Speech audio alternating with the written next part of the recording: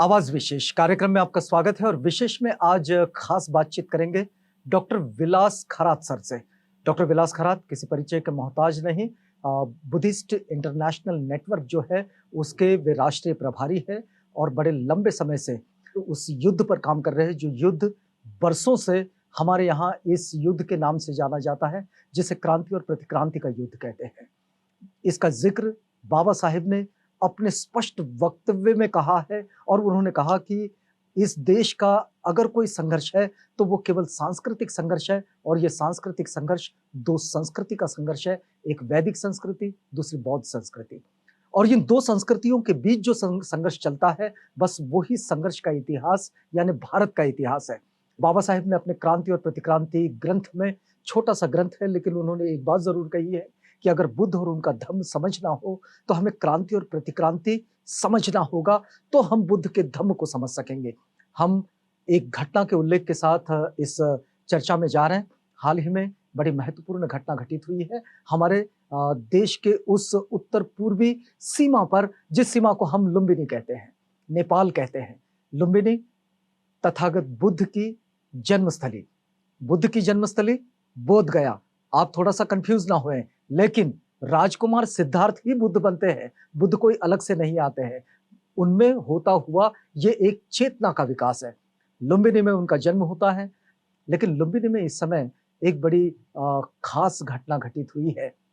बात यह है कि लुम्बिनी के उस अंतर्राष्ट्रीय केंद्र में, जिसे बौद्धों का अंतर्राष्ट्रीय केंद्र कहा जाता है, वहां राम कथावाचक मोरारी बापू राम कथा का वाचन कर रहे अंतर्राष्ट्रीय स्तर का।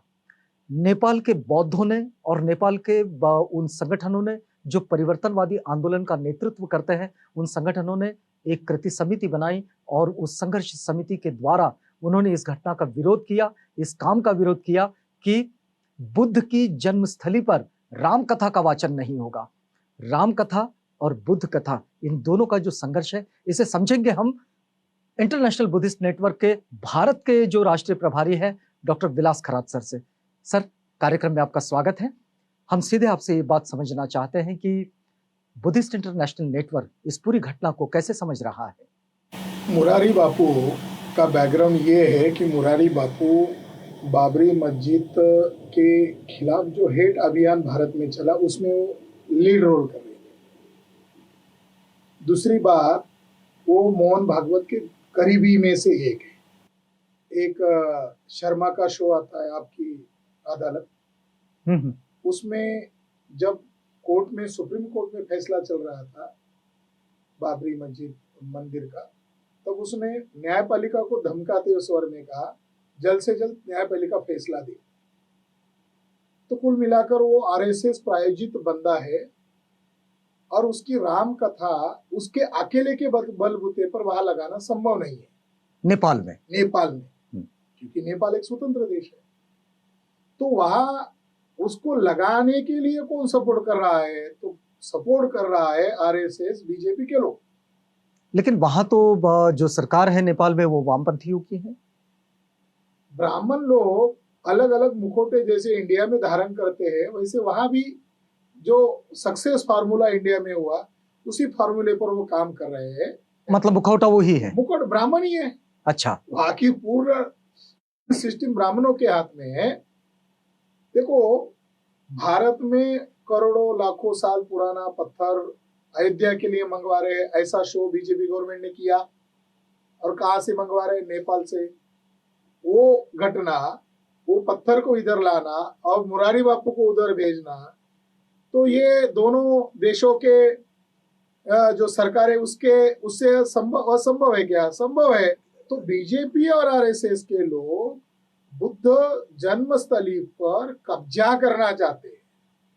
उसकी जो गरिमा है, उसकी जो अंतर्राष्ट्रीय पहचान है, उसको मिटाना चाहते हैं। और ये भारत में जो ब्राह्मण है और नेपाल में जो ब्राह्मण है, वो सगे ब्राह्मण है, सगे भाई है, डीएनए से एक है। तो दोनों मिलकर बौद्ध विरासत पर जो 4 प्रमुख स्थान है, उसमें से 3 भारत में है, 1 नेपाल में है, मगर वो संयुक्त भारत था मौर्य काल में, उस पर वो नाजायज तरीके से कब्जा करना चाहते हैं। और ये मोहन भागवत और बीजेपी से ही संभव है। मुरारी बापू का एज टूल के तौर पर इस्तेमाल करना चाहते हैं। तो बुद्धिस्ट इंटरनेशनल नेटवर्क इसे कैसे समझ रहा है? क्योंकि हम खबरों में ये देख रहे हैं कि वहाँ के जो बौद्ध संगठन है, उन बौद्ध संगठनों ने इकट्ठे होकर एक समिति बनाई है और वो इस घटना का विरोध कर रहे हैं। वैसे कथा तो शुरू हो चुकी है। वो लोग बार बार हमारे संपर्क में हैं और वो लोग भारत से भी उम्मीद लगाए हुए हैं और हमारे ऑर्गेनाइजेशन से भी उम्मीद लगाए हुए हैं। और अब हम कल ही मीटिंग करके, संभावना है कल ही हम भारत में 650 जिलों में आंदोलन की जल्द से जल्द हम घोषणा करने वाले हैं, क्योंकि 9 दिन वहाँ वो नाटक नौटंकी चलने वाला है और उसका विरोध नेपाल के लोग कल परसों तक नहीं कर रहे हैं, बल्कि वो लगातार करने वाले हैं। तो हम बुद्धिस्ट इंटरनेशनल नेटवर्क के द्वारा ऑल इंडिया से हम उनको समर्थन जाहिर करते हैं।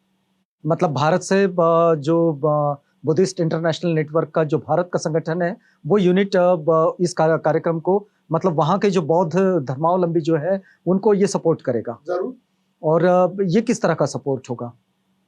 अब उनके आंदोलन को वो जो हमसे अपेक्षा रख रहे हैं, क्योंकि भारत मदरलैंड है बुद्धिज्म का, अशोका का, जो ऐतिहासिक रूप से यहाँ जिए या उन्होंने धम्म का प्रचार किया, तो हमसे अपेक्षा रख रहे हैं। वो अपेक्षा की वजह यह है कि मीडिया भारत का और नेपाल का वही, ये उस खबर को इंटरनेशनल खबर नहीं बनने देना चाहता। अगर ये बात ग्लोबल मीडिया पर अगर पहुंच गई तो 130 देशों के जो बौद्ध राष्ट्र के लोग हैं वो मामला चुटकी में हल कर सकते हैं। बौद्ध राष्ट्र लोग यूनाइट हो सकते हैं। अगर नेपाल के अलग अलग ऑर्गेनाइजेशन संयुक्त मोर्चा खोलकर विरोध कर रहे हैं, मगर दुनिया के बौद्ध राष्ट्र भी इसमें जल्द से जल्द शामिल होने चाहिए। इसलिए भारत में इस आंदोलन को जन आंदोलन में तब्दील करने की हमारी योजना है, क्योंकि ये मामला केवल नेपाली लोगों का नहीं है, ये मामला शाक्यमुनि भगवान बुद्ध का जन्मस्थली का मामला है। जन्मस्थली के मामले पर काल्पनिक प्रतीकों का कब्जा करना, इसका मतलब है सम्राट अशोक और बुद्ध की पहचान को मिटाने का षड्यंत्र है। तो क्या आप इसे काल्पनिक प्रतीक जो आप कह रहे हैं, इसका मतलब ये हुआ कि जहां क्रांति और प्रतिक्रांति का संघर्ष आ जाता है? हाँ, ये बात एकदम सही है, क्योंकि रामायण का रचना काल कब हुआ, ये बात सुप्रीम कोर्ट में भी उठाई गई थी। महाभारत कब लिखा गया, ये विवाद सुप्रीम कोर्ट में भी अयोध्या मामले में उठाया गया था। मगर नरेंद्र मोदी और मोहन भागवत ने किराए से इतिहासकार को वहां डेपुट किया था। उसमें एक इतिहासकार लेडी थी, उसने, इंटरनेशनल हिस्टोरियन, उसने अपने किताब में लिखा, सुवीरा उसका नाम है, कि रामायण का काल दूसरी शताब्दी का है, उसके बाद का है। मगर उधर उसको साक्षी देने के वक्त मान लो उसके गण रखा है, वो ईसा पूर्व दूसरी शताब्दी में बता रही थी। तो न्यायपालिका में सब नाटक नौटंकी हुआ। हिस्टोरिकल आधार पर रामायण ये दूसरी तीसरी शताब्दी में लिखा गया है और महाभारत भी उसी समय लिखा गया है, ये फैक्ट है। और इसका आधार भी बहुत सारी बातें हैं, जैसे शक, कुषाण, हून, इनका जिक्र रामायण में आया है। बुद्ध का 16 बार जिक्र रामायण में आया है। महाभारत में 137 बार बुद्ध का जिक्र आया है। तो इससे बिल्कुल जाहिर हो जाता है कि वो लिखा गया इन सब के आने के बाद में, है ना? लेकिन इस बात को कैसे समझे कि इस तरह का ये जो आयोजन होता है, ये आयोजन इन्हीं स्थानों को पकड़कर होता है।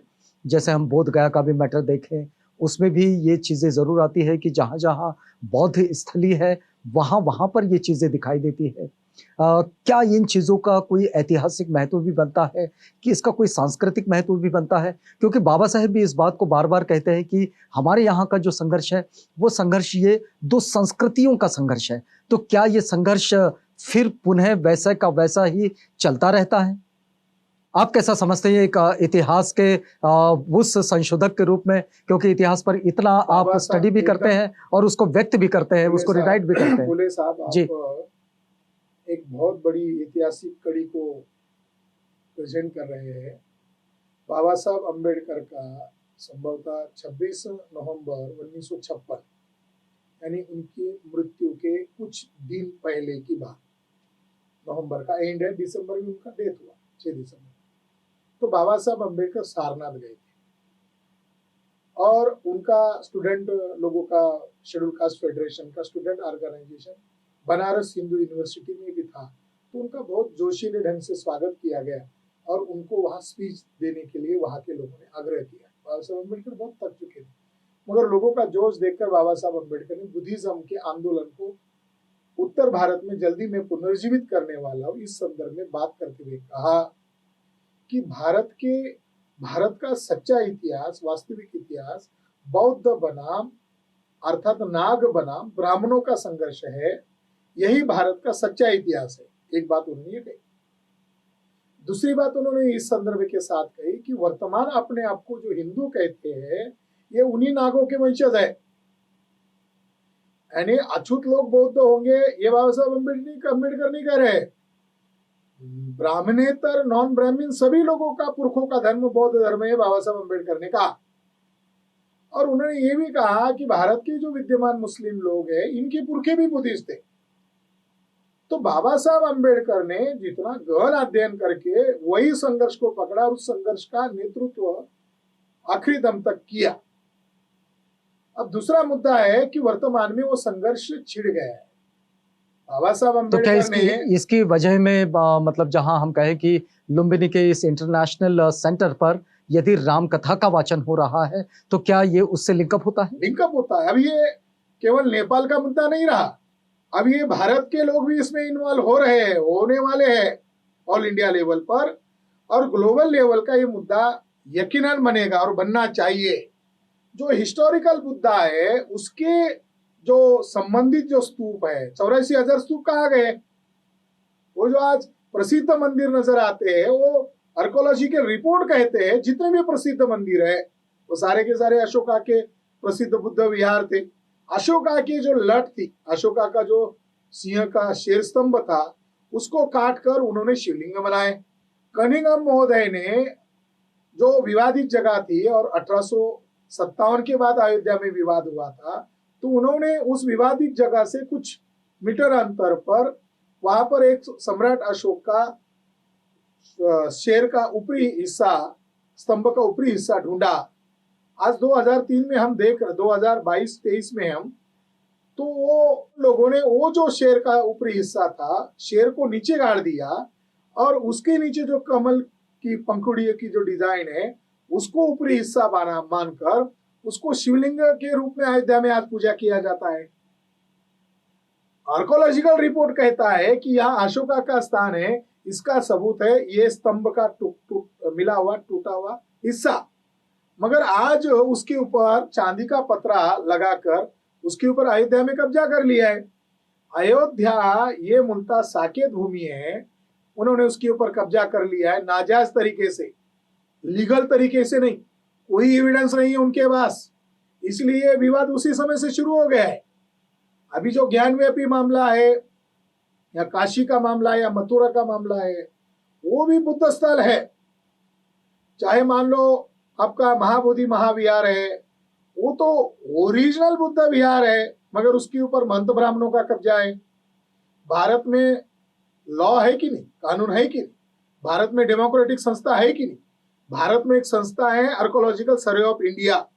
आप महाबोधि महाविहार को देखो तो उसके एंट्री करते ही उन्होंने शिवलिंग स्थापित किया है एंट्रेंस में ही, तो पहले नहीं था अभी कर दिया। जो महंत का निवास है ये करने के पीछे क्या खास वजह क्या मानते हैं? जानकारी दे रहा हूं। एक महंत का निवास है, उस निवास की जो इमारत है उसकी जो दीवारें है उसके अंदर बुद्ध की सैकड़ों की तादाद में मूर्तियां हैं। बुद्ध गया के महाविहार टेम्पल के बगल में भारतीय पुरातत्व विभाग का राष्ट्रीय म्यूजियम है जिसको देखने के लिए दुनिया के लोग जाते हैं, मगर महंत की कोठी में बुद्ध की सैकड़ों मूर्तियां हैं जो हजारों वर्ष पुरानी है। वो ठेकेदार कैसे बना? एक तरफ वो महाबोधि महाविहार का प्रमुख भी है और उस बुद्ध मूर्तियों का ठेकेदार भी है, तो बहुत आश्चर्यजनक बात है। तो इन सारी चीजों की वजह क्या मानते हैं आप? इसका कारण क्या देखते हैं? इसका कारण वही है कि बहुसंख्य लोगों पर राज नहीं कर सकते जिन्होंने जाति व्यवस्था बनाई, जिन्होंने वर्ण व्यवस्था बनाई, जिन्होंने आदिवासियों का सेग्रीगेशन किया, महिलाओं की दास्ता पैदा की, क्रिमिनल ट्राइब्स पैदा किए। तो यहाँ के होते तो अपने ही लोगों की इतने टुकड़े नहीं करते। तो बाबा साहब अम्बेडकर ने 56 में बुद्ध धर्म को पुनर्जीवित करने का जो फार्मूला बनाया वो ब्राह्मणवाद के लिए मृत्यु घंटा है। एससी एसटी ओबीसी के पुरखों का मूल धर्म बुद्ध धर्म था, ये जानकारी न हो इसके लिए उसके भौतिक अवशेष खत्म करना चाहते हैं, क्योंकि भौतिक अवशेष रहेगा तब एससी को नजर आएगा अरे मेरा पुरखा बुद्धा है, अरे मेरा पुरखा एसटी को नजर आएगा, ओबीसी को नजर आएगा। तो वो भौतिक अवशेष ब्राह्मणों के लिए खतरे का मृत्यु घंटा है, इसलिए उसके ऊपर कब्जा करना चाहते हैं। तो क्या हम दूसरी तरह से आपकी बात को इस तरह समझे कि बुद्धिज्म की ओर देखने का दृष्टिकोण या फिर बुद्ध की ओर उनकी शिक्षाओं की ओर देखने का दृष्टिकोण जो पारंपरिक है उसे बदलकर बाबा साहेब के द्वारा जो दृष्टिकोण दिया गया या विकसित किया जा रहा उस दृष्टिकोण से देखना चाहिए?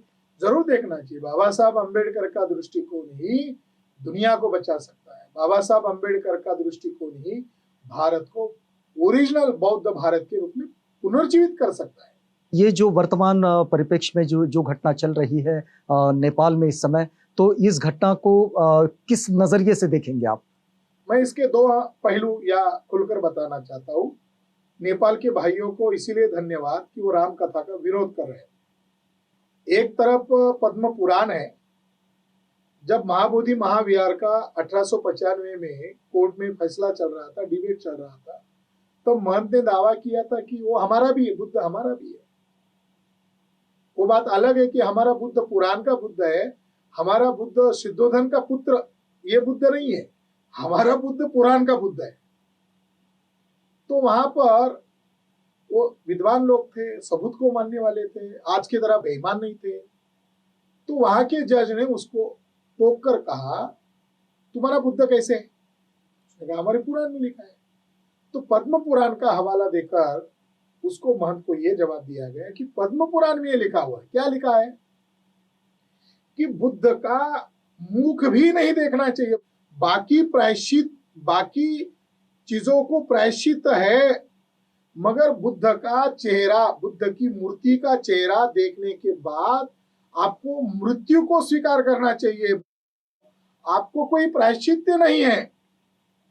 तो ये सबूत देकर कहा अरे तुम हमको मूर्ख बना रहे हो, पुराण में ये लिखा हुआ है, बुद्ध का तो मुंह देखने को नहीं कहा है। तुमने स्वार्थ और षड्यंत्र के तहत बुद्धिज्म को निगलने के लिए आप लोगों ने बुद्ध को अवतार घोषित किया और बाद में बुद्धिज्म को खत्म करने की दाव पेच से ये काम किया। दूसरा पहलू यह है, मैं खास बताना चाहता हूँ कि बुद्ध धर्म में बुद्ध एक कॉन्सेप्ट है और बोधिसत्व एक कॉन्सेप्ट है। और बुद्ध अपने प्रचार करते समय या बुद्ध के बाद भिक्खु लोग भी प्रचार करते समय आम लोगों को बौद्ध धर्म का तत्वज्ञान समझाने के लिए जातक कथाओं का प्रचार करते थे।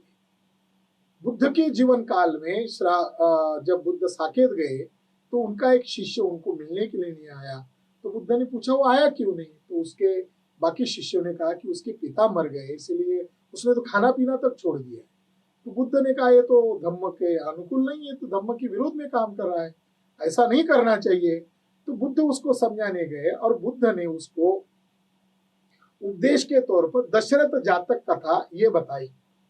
घटनाक्रम साकेत है और कथा एक आधार बनाकर बुद्ध उसको उपदेश कर रहे हैं, जिसमें पंडित बोधिसत्व राम के पिता दशरथ की मृत्यु होती है और उसके भाई लखन, सीता और बाकी भरत, ये उनको बड़ा भाई होने के कारण बोधिसत्व राम जन्मने वाला व्यक्ति एक न एक दिन मरने वाला है, ऐसे उसने 10 धम्म उपदेश दशरथ जातक कथा में किए हैं। दशरथ जातक कथा ये मूल बौद्ध तत्व ज्ञान की अनित्यता का सिद्धांत बताने वाली कथा है। बुद्ध धर्म में मूलभूत तत्व है अनित्यता, ये बताने वाली 10 धम्म उपदेश वाली ये जातक कथा है। और यही 10 धम्म उपदेश जो पाली में कहे हैं उसको as it is Valmiki Ramayana में वो 10 धम्म उपदेश एज इट इज संस्कृत में अनुवाद किए, काना मात्रा का भी बदल नहीं किया। तो मेरा यह कहना है कि बोधिसत्व राम पूरे दुनिया में जातक कथा के द्वारा प्रसिद्ध है। तो आरएसएस के ब्राह्मणों की ये चाल है कि बौद्ध राष्ट्र में जाकर ये प्रचार किया जाए, खासकर कि बुद्ध जहाँ पैदा हुए वहां जाकर ये प्रचार किया जाए कि हम जो राम मंदिर बना रहे हैं और आपका जो दशरथ जातक कथा का राम है, कहीं ना कहीं ये दोनों एक है। ये उनके माइंड ऑफ रिफ्लेक्शन है, मगर नेपाल के लोग जल्दी समझ गए, भाग गए और वो इस माइथोलॉजिकल वर्ण व्यवस्था, जाति व्यवस्था का कट्टर समर्थक पात्र का विरोध किया। तो ब्राह्मण लोग बहुत चालाकी से भारत के लोगों को मूर्ख बना रहे, तो दुनिया के लोगों को उनको लग रहा है मूर्ख बनाना आसान है। अब ये संभव नहीं है। बौद्ध राष्ट्र के लोग भी इसका विरोध कर रहे हैं, मगर ये इस मौके पर मैं बताना चाहता हूँ कि वर्तमान वाल्मीकि रामायण जो कथा ब्राह्मण लोग बोलते रहते हैं, वो वाल्मीकि रामायण कथा बौद्धों की दशरथ जातक कथा की बीज कथा की चोरी है। 38 जातक कथाओं को लेकर महाभारत बनाया और ये दशरथ जातक कथा को लेकर रामायण बनाया। इनका चरित्र ये है कि वो अल्पसंख्य है, तो बहुसंख्य लोगों को गुलाम बनाने के लिए उनके नायक, उनके पात्र, उनकी अच्छी संकल्पनाएं, उसको हाईजैक किया जाए, उसको असिमुलेट किया जाए और अपने ढंग से बताया जाए। जैसे भगवान मतलब ये जो पहले से जो चीजें चली आ रही उसको स्वीकार कर। हाँ। जैसे भगवान शब्द या पहले शुरुआत में उसे नकार दो। हाँ। फिर उसके बाद उसका बहुत विरोध करो। नहीं कर पा रहे तो उसको असिमुलेट करो। हाँ। भगवान शब्द किसका है? बुद्ध का है। संघ शब्द किसका है? बुद्ध का है। कमल शब्द किसका है? बुद्धों का है। सनातन शब्द किसका है? बुद्धों का है। आर्य शब्द किसका है? बुद्धों का है। सारी संकल्पनाएं चोरी करके कह रहे हैं हम सनातन है। पहले हिंदू कह रहे थे एस धम्म सनातनो, धम्म पद में बुद्ध का वचन है एस धम्म सनातनो, सनातनो सनातन एक है। मतलब नेपाल की इस राम कथा को इस दृष्टि में देखा जाए, मगर ये इस दृष्टि से ही नहीं देखा जाए, बल्कि केवल जन्मस्थली का मामला नहीं है, बल्कि सम्राट अशोक के 84,000 स्तूप कहा गए।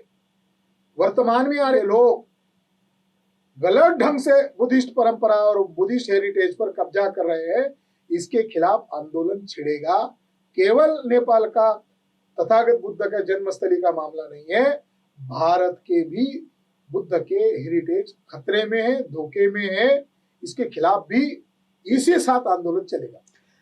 यह मामला केवल राजकुमार सिद्धार्थ गौतम की जन्मस्थली का नहीं है, लुम्बिनी का नहीं है, बल्कि पूरे भारत में जहां जहां भी बौद्ध स्थलियां हैं, उन सारे बौद्ध स्थलों की भी संरक्षा का मामला है।